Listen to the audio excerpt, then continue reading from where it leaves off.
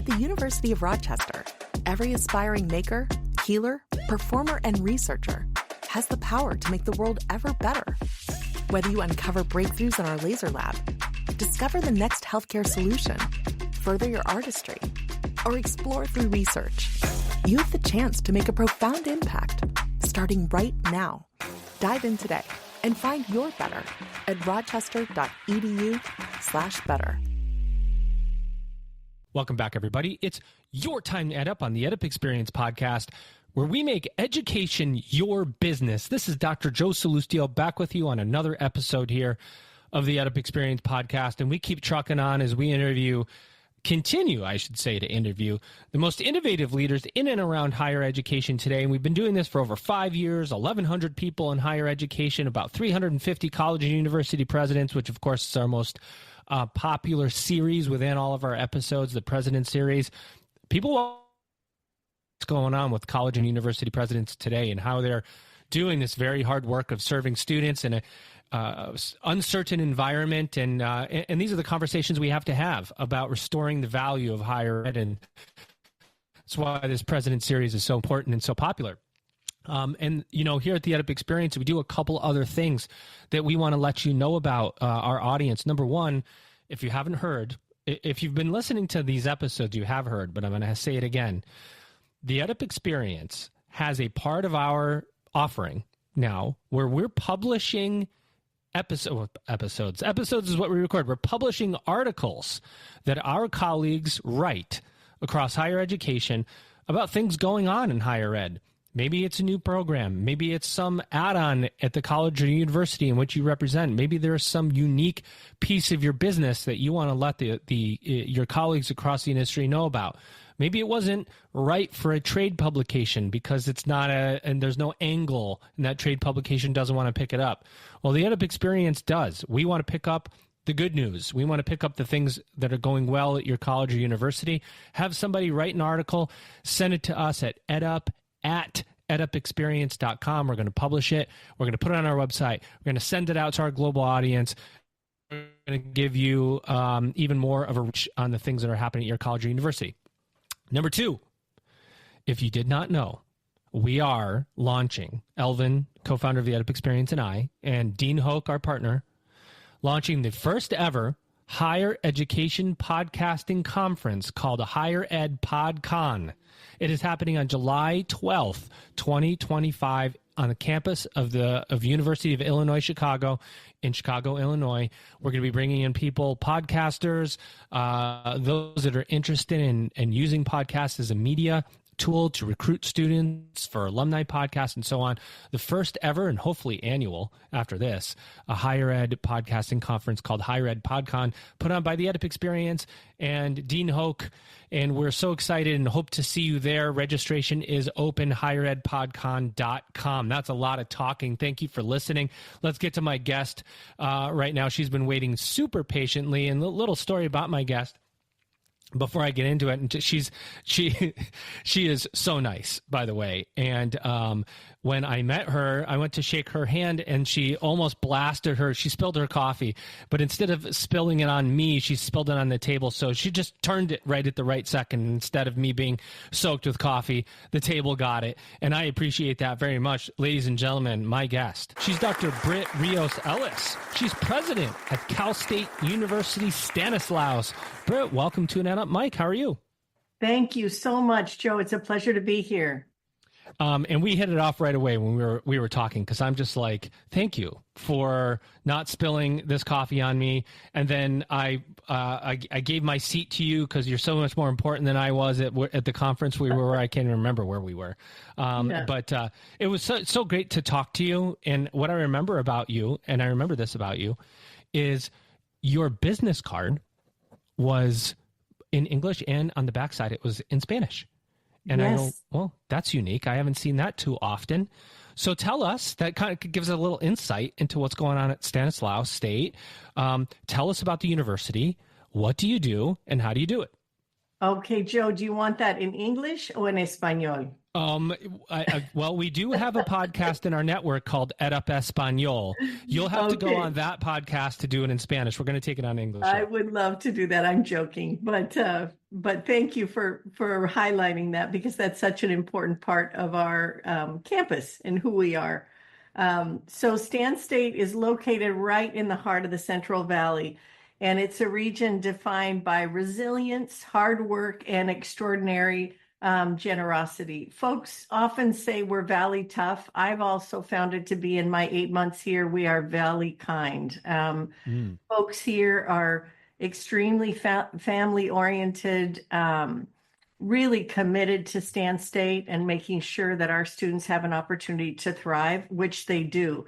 We also have a campus. So we have one campus in Turlock and also another campus, which is rapidly expanding in Stockton.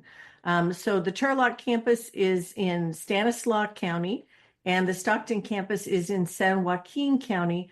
San Joaquin County is the fastest growing urban county in California. And on our Stockton campus, we offer the only public access to a 4-year degree.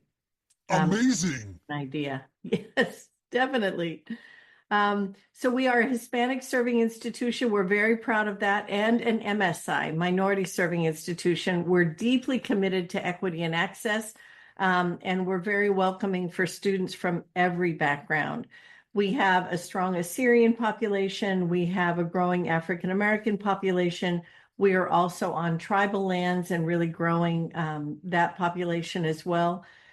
We are we have 10,000 students almost on our campus. 70% of our students are first generation educated. 57% are Pell eligible. 65% are underrepresented minority students, with 62 to 63% being Latinx students, 66% women, and a really special part of our population is that 20% of our students are parents. So we have a great childcare facility, which helps them earn their degree while having their children taken care of very, very well. State of the art. Those are some mind-blowing stats.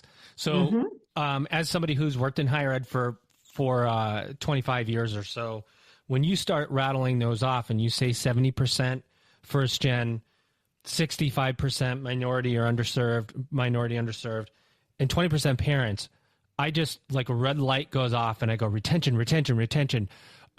because, you know, there are certain exercises or layup drills or whatever sport you want to use, where when you have a population of students, whether they're first gen, underserved, parents, where even the slightest disruption can be used, that student can use it as justification for why not, why now, I can't do it right now, I've lost confidence, it's this disruption I didn't expect, I got rear-ended, my car got rear-ended, now I have a bill, or my phone's going to get canceled. There's so many things that students have to deal with these days. And staying with an institution when you have all those things around you is hard, right? Students have to balance all of these things. So this retention light just starts going off in my brain, firing on all cylinders.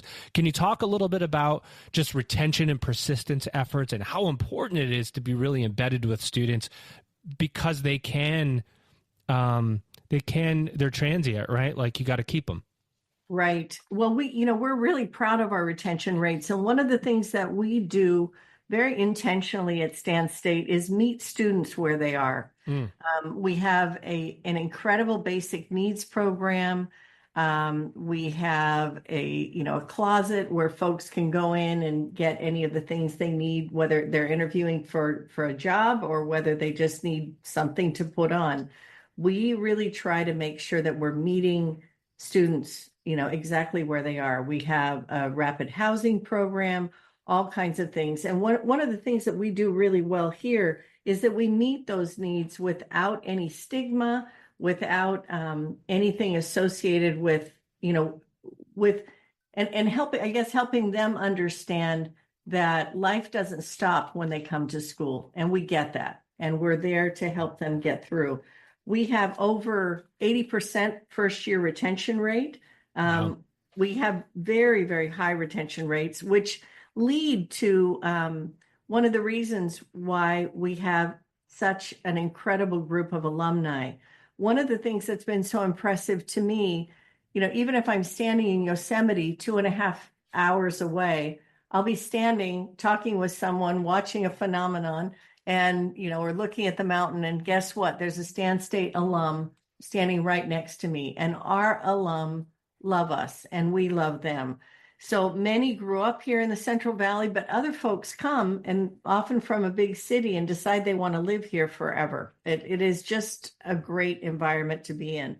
And they celebrate Stan State as a real important part of their journey and their lives. And our students are graduating and getting jobs, and they're graduating with little or no debt. In fact, when you look at the California Futures Foundation, we're tied for number 4 in return on investment. So we know that our students pay back whatever debt they've incurred within less than 7 months post-graduation. So they're able to get jobs. And, we know our students, for example, Gallo, $12.9 billion, $12.6 billion corporation. Our students make up 2/3 of their employees. Wow. So, we feed the regional workforce. We're producing nurses, teachers, entrepreneurs, business folks, all kinds of things, all kinds of professions. So we're very, very proud of who we are and what we do to transform the region. One thing that is incredibly clear about us is the Central Valley thrives because we thrive. I'm not sure if you saw our recent rankings. We're number 2 in socioeconomic mobility, according to the Wall Street Journal. We are also number 3 by U.S. News and World Report in socioeconomic mobility, and by Third Way, number 6. So those rankings are incredibly high and incredibly consistent across different organizations that are ranking universities, higher ed universities. So we're very, very proud of this. We also came out by the Wall Street Journal, and this is, where our graduates and alumni are feeding this information, number the 9th best public university in the country. Wow. And we can do that on a budget that is 165 to 175 million, depending on the year. And number 8 is University of Michigan with a $14+ billion budget. We are definitely doing something right. Victory! See, I told you I'd get the victory in there. There you go. Yeah, we are really proud of that. You should be. I mean, when you look at the at a glance, if everybody goes to CSU, STAN, CSUSTAN.edu, you've got an at a glance section on your website. And you go over some of the statistics. Number 2, this one really sticks out to me, number 2 in the nation for social mobility. Because, look, rankings, U.S. News World Report, or others, there are people that really buy into them. There are people that find problems with them. And when you're ranked on sort of reputation or status and otherwise, but socioeconomic mobility has real impact behind it. This means that students who are graduating are coming into a better life. They are creating generational wealth, and that is something that can be tracked and something that really has value. That's one to be proud of, isn't it? Oh yeah, no, and it really shows the extent to which a Stan State degree catalyzes not only individual graduates, but their entire families. It sets a starting point whereby folks can truly achieve the American dream. And the other thing that I love about us in particular is that we've got a small student to faculty ratio. So folks are getting an experience that mirrors a highly elite private school with that 17-to-1 ratio on a public campus for a public cost. That is proven by multiple indicators that the return on investment is very, very high. The other thing, and this is not so much about us, but about folks, universities in general, is we now know, despite the backlash on higher ed, that folks that get degrees live 8 years longer. That's incredible. I mean, and we don't see that advertised on television. They'll make you nervous about a wrinkle cream or whatever it is, or, any of those other things. But when you think about a higher ed degree makes you live a longer, happier, and healthier life, that's an incredible achievement. And so we're doing that for the Valley in particular and for California and the nation. And we're very, very proud of those efforts. That's a fact. That's a fact. It is. We also have a number of student clubs and organizations. So our students come and they get really involved in the fabric of Stan State, and they learn civic engagement, and then go out into the world and keep doing the good work, right? And making our communities stronger. Those are just some facts about us that I think are really remarkable. People have said to me often, wow, you're taking on a presidency as a woman at a time when, wow, it's really tough for women in higher ed leadership. And I can honestly say, Joe, that I feel as if I've fallen into presidential heaven with the rankings and the reputation that Stan State has. You said something that you really hit on something that made me chuckle, but you're right. When we talk about, eye creams, or you see all commercials for pills or otherwise, there's these disclaimers at the bottom and all the bad effects that having this product does or has on you, right? Like if you take this pill, you're going to have kidney failure and liver damage and da. But then the person who's smiling, it looks like they're going to live 8 years longer in the commercial. But in higher education, we have the ability to have these disclaimers in a positive way, to say students proven to live longer, that if you get a college degree, you can earn this much more money. And we just don't do a good job of saying those things as an industry.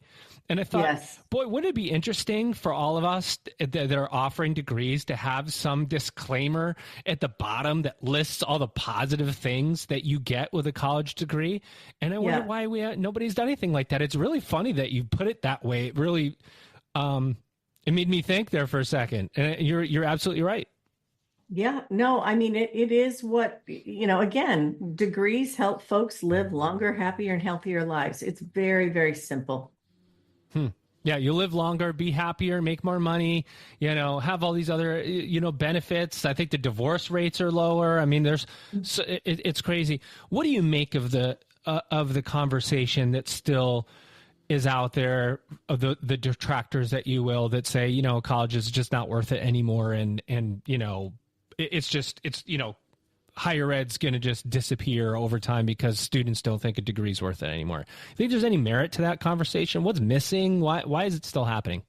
Well, I think we need, I think we need to be better at being more succinct. And, academics aren't always that way, right? We write things in 250 and 400 words and 20 pages, right? And we're at a time when folks really need sound bites to absorb. And, obviously need a lot of fact checking.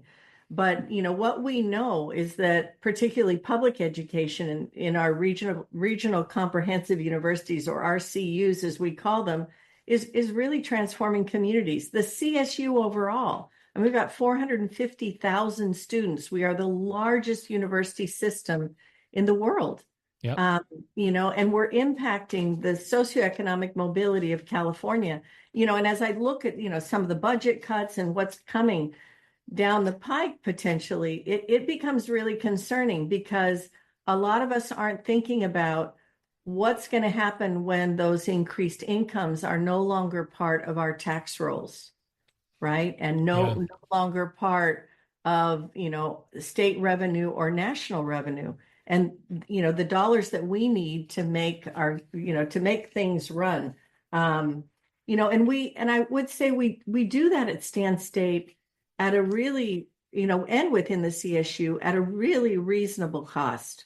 When you think that you can pay back a 4-year degree within 7 months post-graduation, those are incredible odds, right? It really is. But I do think we need to make more of those comparisons that help folks understand this is a really, really good investment. Tell them like it is. I want to hear a little bit about you, Britt, because you've come from the academic background, previously to president, you're an executive VP of academic affairs and provost, and you step into this presidency at Stan State. What's surprised you? Maybe one or two things that, you go, whoa, that was a little bit different than I thought it would be stepping into this president role.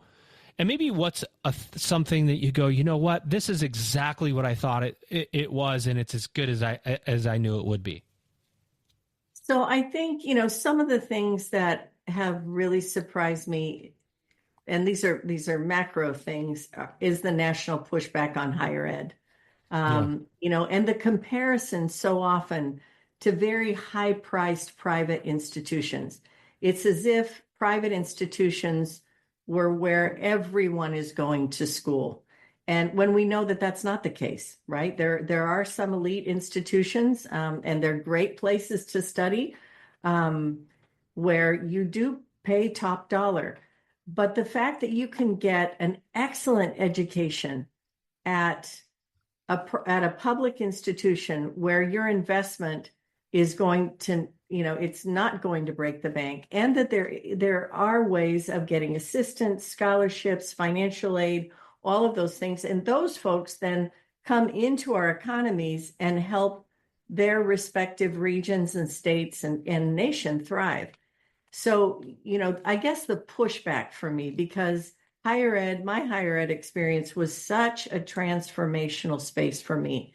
And I've seen it play out again and again for students who are coming in. We have a lot of community college transfers that maybe, really didn't think of themselves as earning a degree, and they're going on for bachelor's, master's, doctorates, MDs, all kinds of things, and just doing an outstanding job in living their lives. One thing I would also mention, according to the Wall Street Journal College Pulse, we're also the 24th best university overall, and that includes the privates. So from a Stan State perspective, we are an excellent investment, and I want and you're right, every day, as I said before, life doesn't stop. Your car breaks down, a parent can be sick. Oftentimes we have students who serve as the translators take their parents to the hospital or to see the doctor. Our students are playing, all kinds of roles in terms of bridging that gap. They're incredibly resilient, and they're incredibly efficacious as well. They're very effective in the worlds that they're living in. So, when I see that, and, our big corporations tell us, your folks are exactly the folks we want to fill our workforces. And to me, that's really exciting. So those are things that I think are surprising. To a certain extent, not surprising, not that I didn't know that there was that potential, but to say that 2/3 of Gallo's workforce are our alum is that's incredible. That we're really serving the needs of the region. I would also say, it's surprising that we're not understanding how much the rest of the world is invested in higher ed as well. Yes, I agree. And that we're getting ready to disinvest in higher ed. To me, that's really concerning, that we're willing to risk coming from that top tier nation and jeopardizing that because we don't have enough of the folks that are well trained in the professions that we need them trained in. That to me is a real surprising and disconcerting, because I want the United States of America to always be on top and to have the best educated folks. And I'm concerned if we're not investing, particularly in our regional public universities. I couldn't agree more, and I see that all the time. I talk to people from other parts of the world on this podcast, and very rarely does anybody say something like, we're disinvesting from higher education. We're diluting the message of the value of higher education. It's the complete opposite. You look at India, Latin America, the Middle East. I talked to a president in the Middle East in a country where they have mandated, right? The king mandated that every student in every public institution in the country has to take a set of AI courses, and they don't get a choice. They have to take artificial intelligence courses because they have decided that that is going to be the future, and they want everybody in the country to do it. And this is a very oil-rich nation. And so there are deep, deep investments going on in higher education in other parts of the world because, Latin America is another example where they're trying to bring higher education to the masses, and there's still equity issues, big-time equity issues.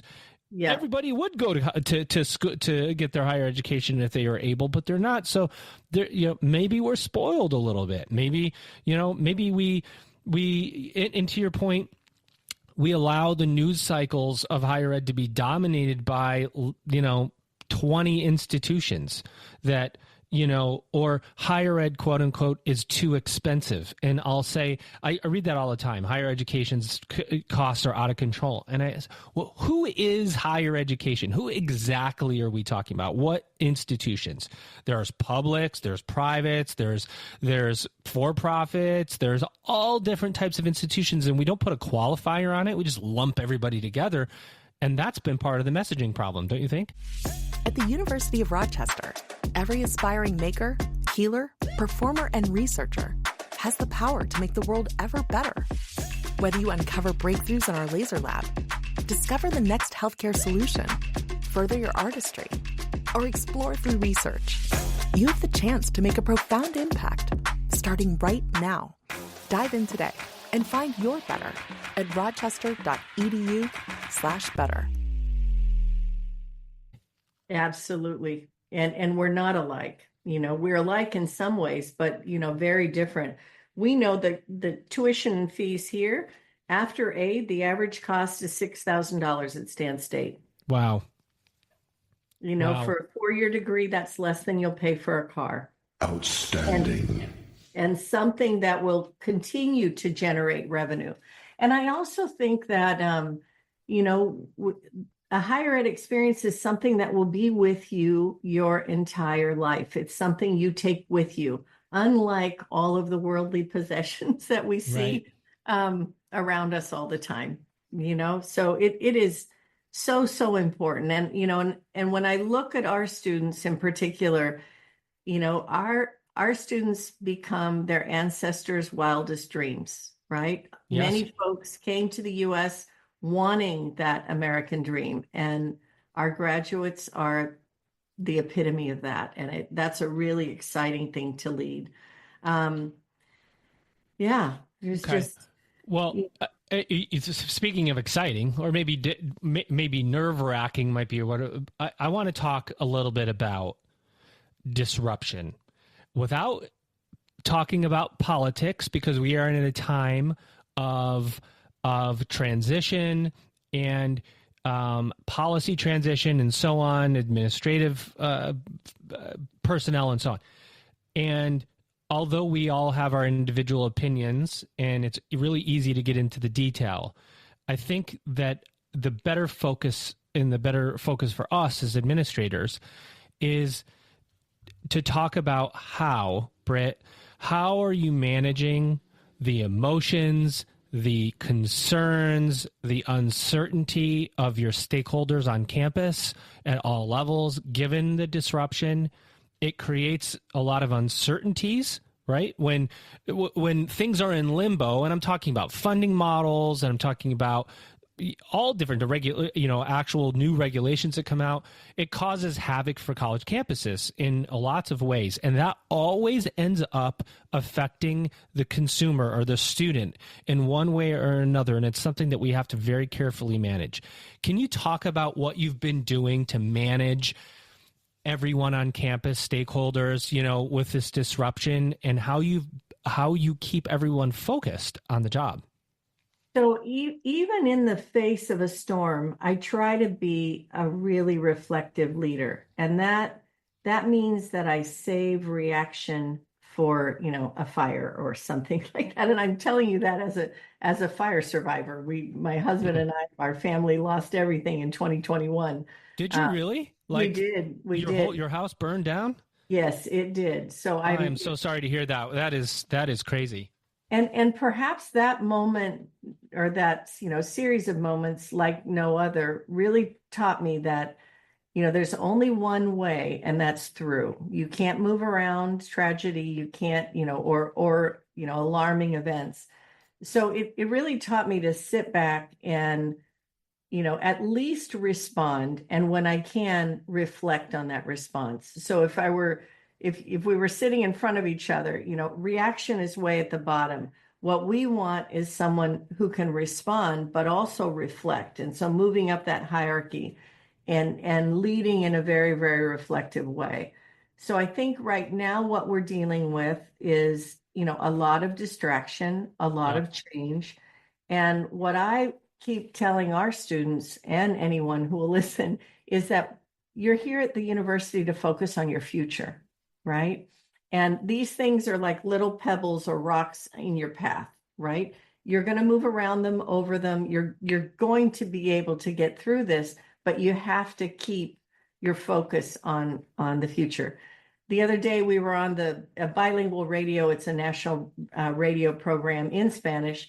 And, we talked about that. I said, I want our students worried about their exams and their papers and their assignments, not on the rest of this, right? Right. We will try to figure out what higher ed means. And I'm hoping that we'll come out on the right side of this, because I don't think anyone wants their kids taught by a teacher who isn't well trained and credentialed. I certainly don't want to go to a doctor who hasn't gone through medical school, or a nurse, or, have our problems worked out by a social worker who isn't well trained and educated.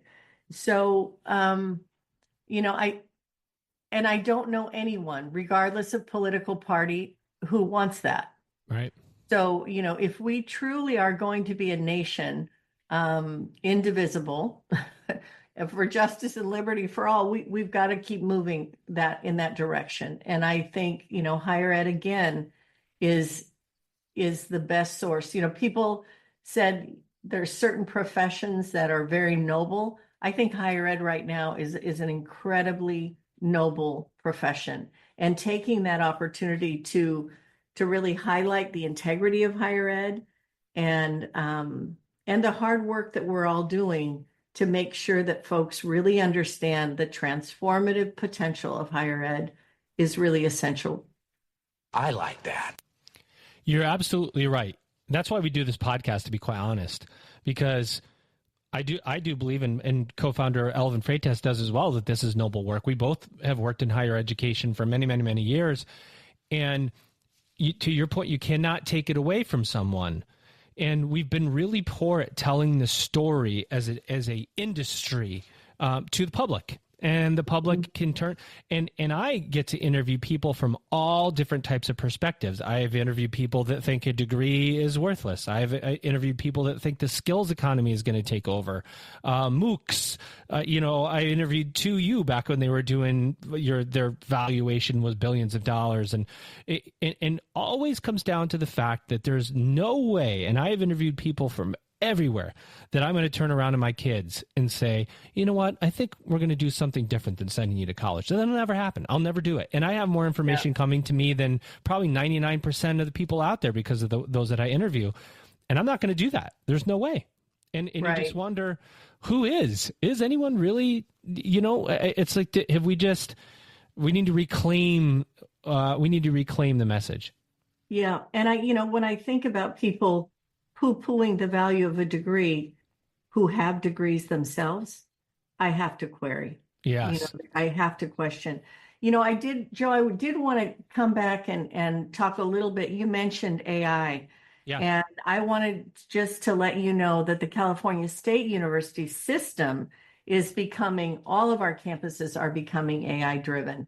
So we have an initiative to make sure that we're using AI, and we're teaching our students to use AI, but we're using AI ethically, right? So it is not replacing that critical learning process that we need so much in higher ed, and that we need, adults to have within the United States in an increasingly competitive global economy. Yeah, shout out to Dr. Millie Garcia, and and if I have it right, didn't you make you guys have some like a deal with OpenAI? It's bringing ChatGPT like 500,000 students or something like that. Do I have that right? Yes, we're working. Well, actually, we're working with Adobe, Alphabet, Google, AWS, IBM, Instructure, Intel, LinkedIn, NVIDIA, Microsoft, OpenAI. Yeah, all of them. And and what's really exciting is we've got President Cynthia Teniente Matson at San Jose State University, which is right in the heart of Silicon Valley. I have interviewed her. In fact, I know her very well. Yes, absolutely. So, we're really making sure that as a system, we're providing the best possible education to our students. Yeah, you make a good point. If you're Cynthia and you're the president of San Jose State, and you're in the middle of Silicon Valley, so many companies out there are going to be using AI. You're going to be sending your students into companies using AI. We have to embrace it. We have to embrace it. It doesn't mean that students are going to use artificial intelligence to write every paper that they ever had. We have to figure out how to teach differently. But it does mean that we're going to, you know what, it's funny, Britt, that I do a lot of different keynotes, and I was actually at a CEO AI boot camp in Newport Beach, California, for community college presidents. And we were talking about artificial intelligence, and there was some question. There was one of the speakers was sort of negative on AI and why we shouldn't use it in higher ed and so on. And I started thinking to myself, it is becoming a part of our identity. That's how you know it's going to stick, right? I'm Joe. I watch Netflix. I stay at Marriott's, and I use Claude. And if you ask me to switch to ChatGPT, I'm not going to do it because I like Claude. That's just, I identify with Anthropic, with Claude. And I said that to this room, and most of the presidents in that room were using ChatGPT. And I said, does everybody open up Claude real fast? And I got this, no, it's becoming a part of who we are already, that we use these programs. That's how I know that we need to adopt it. Yeah, absolutely. Absolutely. What about students? Are they coming in going, hey, I've got this ecosystem of tools I'm using? I think that, they pick up all of this. When you think about how fast they picked up use of the iPhone, the iPad, all of this, they're coming in ready, and they're also coming in primed to learn more. Yeah. So, that's really important. Like to have an expectation is going to level up their knowledge of AI, which is interesting because that puts us as a university really for the first time where students might know more about something than we know. We have to catch up. Yes, absolutely. Well, I want to bring you back for a subscriber only episode, which I'm going to do because I'm going to ask you a little bit about maintaining some things, which I'll get to as a little teaser for our audience. But I want to give you the opportunity to close us out, Britt. So 2 quick questions for you. Number 1, what else do you want to say about Stan State? Anything that you want to bring up, anything that you want to say, and then close us out with what you see for the future of higher education. So when I think about Stan State, what I really want folks to know is how much we are driving the region. I mean, the Central Valley is a place that people can come into, Stan State, learn, and then thrive and really create beautiful lives for themselves. When I think about, how much we fulfill, for example, our Stockton campus is becoming a health and human services professional training hub in a space where there's a shortage, right? We've got when you think about health and human services, if you're ranked at a 60, that's adequate. San Joaquin Valley is at a 39. That's how low, right? So when you think about the role of what a regional comprehensive university can do, Stan State we're doing it. And for me, it's really exciting to lead, to know that the nurses we're training are going out into hospitals. The folks we're training in the arts are then leading our city, some of our chambers of commerce art projects and things like that. It is wonderful to see how much, the seeds are planted in Stan State and the trees are growing strong all over the Central Valley. I would also say that we're an institution that really gives back to community and that we're focused on our community work. One of the things that we're doing this year is we are a Carnegie designated community engaged university. We give back $5.4 million in internship time and service learning time back into our communities. One such project that is really an exemplar. We have a program where our faculty train our business students and work with community residents in San Joaquin to help folks complete their taxes. Wow, that's awesome. Just last year, we completed 433 federal tax returns and got back $1 million for folks to then spend and invest in their region, right? One of the most underserved regions of the area.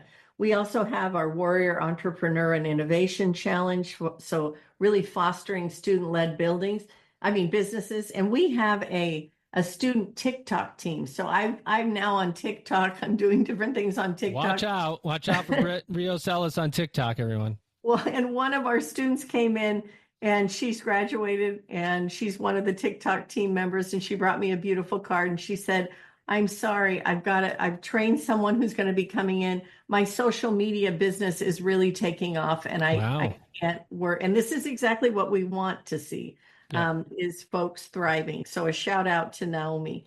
And we're expanding STEM pathways and hands-on learning here. And, when I think about higher ed, when you asked what is the future, education is the equalizer. And if we can put a dose of equity and give people what they need throughout that experience, we will be able to shift the landscape we're now living in and making sure that people have those opportunities to thrive. So I see us and I see all the regional comprehensive and, all universities as hubs for economic development and really enabling communities and areas to thrive and to dream of something more. I think that is incredibly essential. Some of our pet projects this year, I just want to talk about. Sure. We're going for the Seal of Excelencia, and we're in the process of doing that. I also have a presidential celebration series that we've been ongoing all year, and that has been very, very exciting. And we're bringing community to campus, which is just thrilling. This fall, we had Las Cafeteras. We had 350 people dancing on our lawn, just having a great time. And Let's go. Yes, and this spring we're bringing in a Prince tribute band, and for now Warrior. We're talking. Yeah, so just to see what we can do as a hub. We have, if you've never visited us, Joe, we also have one of the most beautiful campuses I've ever had the pleasure of stepping in and working. That sounds like an invitation to me for me to come out. It does. Please come out and visit. Stan State is a beautiful space. Wow. Well, you've said a lot, Britt, and we do want to bring you back real quickly for a subscriber-only episode, but I got to tell you, this has been just a wonderful conversation. I really appreciate you being here. I hope you had fun, too. Oh, I did. I love radio. I used to do radio in Spanish, so I love radio. Oh, so you do a darn good job talking about it and being a communicator for Stan State. I can tell you they can't do any better than you. Ladies and gentlemen, my guest, we're going to bring her back quickly, but let's outro her the way she deserves. She's Dr. Britt Rios-Ellis. She's the president at CSU Stanislaus. Ladies and gentlemen, you've just ed-upped.